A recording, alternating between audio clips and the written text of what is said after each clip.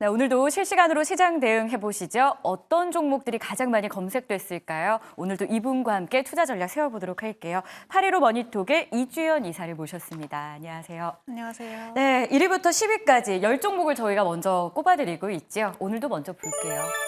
자, 1위는요. 오늘 상장한 더본코리아입니다. 최근 상장주들의 부진. 근데 이 기업은 반대로 좀 성공적으로 상장을 했다라는 평가가 나오고 있죠. 그러다 보니 투자자들의 관심 한 몸에 받고 있고요. 그리고 미국의 대선 뚜껑이 열렸습니다. 관련주들의 흐름도 주목돼요. 우리바이오, 마리화나 관련주, 즉 해리스 후보의 대표적인 종목으로 알려져 있고요. 오늘 급등 나옵니다. 한국과 미국의 원전 협력 강화 기대감 속에 G2파워도 검색 많이 되고요. 반도체 그리고 AI 관련주들 오늘 많이 보입니다. 지분 매각 소식을 전한 HPSP 4위에 있고요. 5위에 폴라리스 AI 소프트웨어에서 검색되고 솔트룩스, 삼성전자까지 보입니다.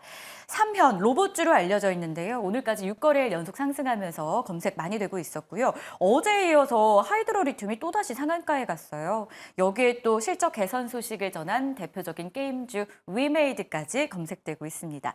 자, 일단은 날이 날이니만큼 대선 관련주가 검색이 됐으니 전략을 세워보도록 할게요.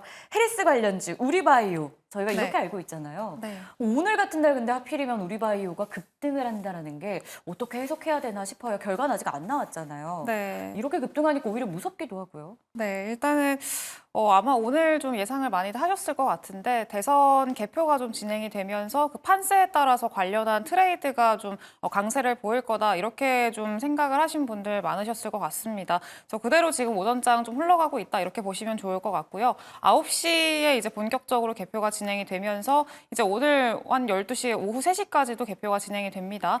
다만 오후 3시까지는 이제 경합주가 또 아니기 때문에 아마 오전장 안에서 어느 정도의 변동성이 좀 마무리가 되지 않을까라고 생각을 하고 있고요. 일단은 지금의 미국 판세 자체는 아직까지는 일단은 뚜렷하게 보인다라고 하긴 좀 어려울 것 같습니다. 일단 초반에는 트럼프가 살짝 앞서는 모양새였었고요. 그러면서 장 초반에는 우크라이나 재건이라던가 이런 트럼프 관련한 종목군들이 좀 반등하는 모습들이 나왔었는데 지금 또 이제 서쪽으로 개표가 좀 진행이 될수록 이제 해리스 쪽으로 우세한 모습들이 좀 보인다라는 그런 내용들이 보도가 되고 있습니다. 그래서 이제 서쪽이 좀 열리면은 해리스 같은 경우에는 선거인 단수를 한 90명 정도 확보할 수 있는 그런 상황이기 때문에 일단 아직까지는 아직 모르겠다. 좀 더 지켜봐야 된다라는 그런 의견이 지금 우세한 그런 상황이라고 보시면 좋을 것 같고요. 이렇게 좀 불확실성이 있는 상황이다 보니까 역시나 관련한 트레이드 종목들이 좀 강세를 보이고 있고 엇갈리는 좀 시속 게임이 진행이 되고 있다. 이렇게 좀 해석을 하셔야 될 것 같습니다. 그래서 우리바이오 같은 경우에는 대마 관련한 종목이고 해리스의 어떤 전통적인 좀 관련주라고 볼 수가 있기 때문에 이 종목이 가장 대장주로서 지금 한 14%대 상승이 나오고 있기는 합니다만 관련해서 단기 트레이딩을 하시는 분들 같은 경우에는 분봉을 보시면서 매매를 하시는 거는 괜찮은 방법이라고 생각을 합니다만 다만 앞서서도 말씀을 드렸다시피 오전장 안에 어느 정도 좀 마무리가 되지 않을까라는 것들을 생각을 해본다면은 조금 리스크가 있다라는 것도 좀 염두에 두셔야 될 것 같습니다. 그래서 지금은 이런 대마라던가 낙태약 관련주들이라던가 이런 트레이드 쪽으로 관심을 가지기보다는요 대선 이후에 오히려 좀 방향성이 확실하고 이제 실적이 좀 동반되면서 산업적인 어떤 성장세가 시현될 걸로 보고 있는 그런 업종들 중심으로 보셔야 될 것 같고요. 대표적으로는 친환경 관련해서는 풍력 관련한 종목들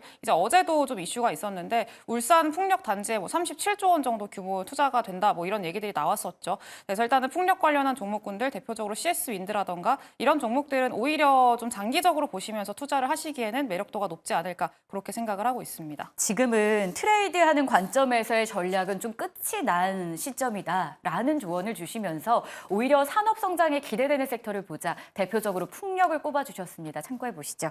자, 그리고 G2파워 전략은 어떻게 가져가야 될까요? 한미 원전 협력 강화 소식이 있기는 한데요. 일단 원전 전력기기 안에서도 G2파워가 유난히도 부각되면서 거래가 붙는 이유부터 알아야 될 것 같아요.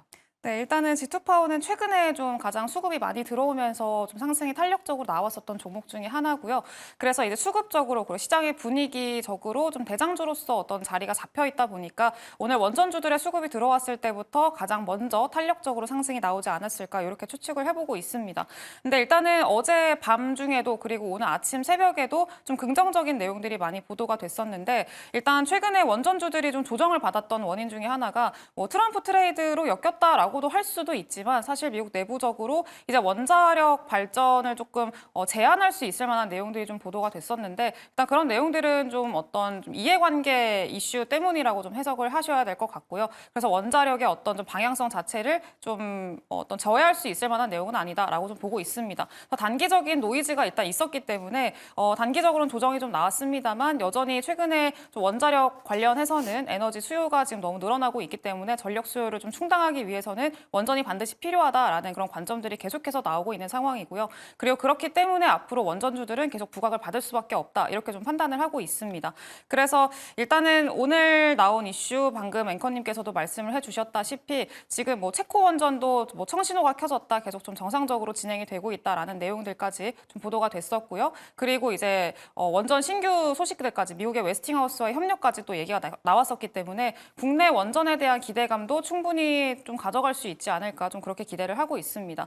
그래서 일단은 G2파워 같은 경우에는 좀 테마성 상승이라고 좀 보시는 게 좋을 것 같고요. 이것도 마찬가지로 좀 본격적인 어떤 기업적인 가치를 보신다라고 한다면은 뭐 두산 에너빌리티 중심으로 지금은 보시는 게 좋지 않을까 좀 그렇게 생각을 하고 있습니다. 원전에서 어쨌든 대장주는 두산 에너빌리티다. 참고해 보도록 하겠습니다. 자, 리포트 가운데 가장 많이 참고한 종목은 무엇인지도 알아보고 그에 따른 전략 세워봐야겠죠. 1위부터 5위까지 오늘 나온 리포트 기준으로만 선정을 했습니다. 1위는 블루엠텍, 의사들의 쿠팡.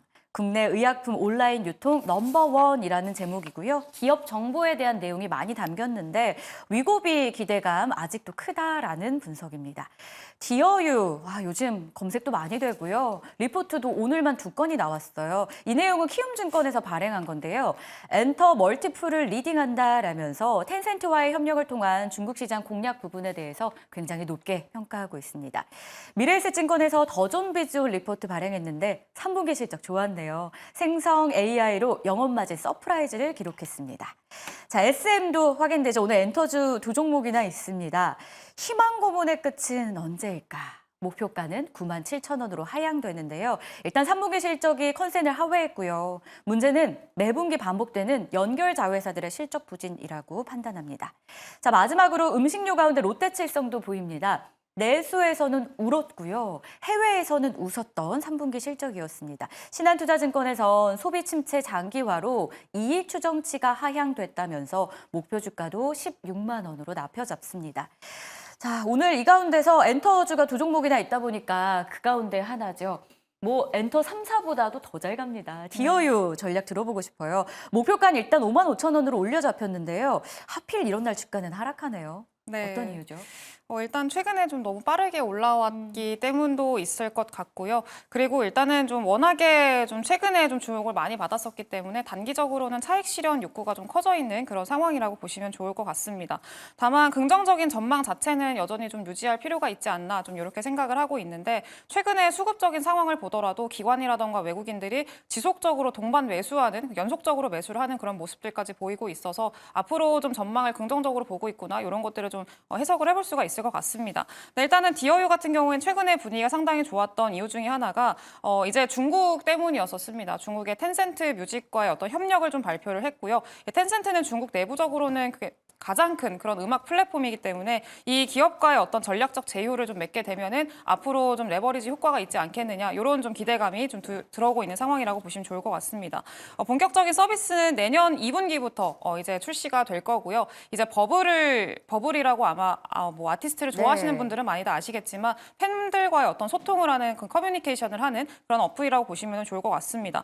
네, 일단 이번에 중국과의 어떤 계약 소식이 나왔을 때 디어유가 일본이랑 미국에도 진출을 했는데 그때도 성과가 부진하지 않았느냐, 이번에도 비슷하지 않겠느냐 이런 우려감이 좀 있긴 했었습니다. 근데 이번 중국이랑은 조금 다른 게 일단 중국은 버블에서 거의 최대 구독자 비율을 자랑하고 있는 그런 국가이기도 하고요. 한 2분기 기준으로 봤을 때는 중국의 구독자 비중이 거의 전체의 35%를 차지한다고 합니다. 그래서 가장 큰 시장이기도 하고 그리고 중국 같은 경우에는 뭐 별도의 회원 가입이라던가 앱 설치라던가 이런 것들이 따로 필요 없이 인앱 구조로 돼 있기 때문에 오히려 더 어떤 신규 구독자 수를 늘릴 수 있다라는 장점이 있다라는 것도 체크를 해보시면 좋을 것 같습니다. 그래서 내년에 로열티 매출이 한 119억 원 정도 좀 예상을 하고 있는 상황이고요. 빠른 속도로 실적이 늘어날 걸로 예상을 하고 있기 때문에 일단 그런 점에 초점을 맞춰 보신다면은 좀 긍정적으로 보실 만한 여지들이 충분히 있지 않을까 생각을 합니다. 네, 긍정적인 여지 충분한 디어유. 그럼 더존비즈오는 좀 어떨까요?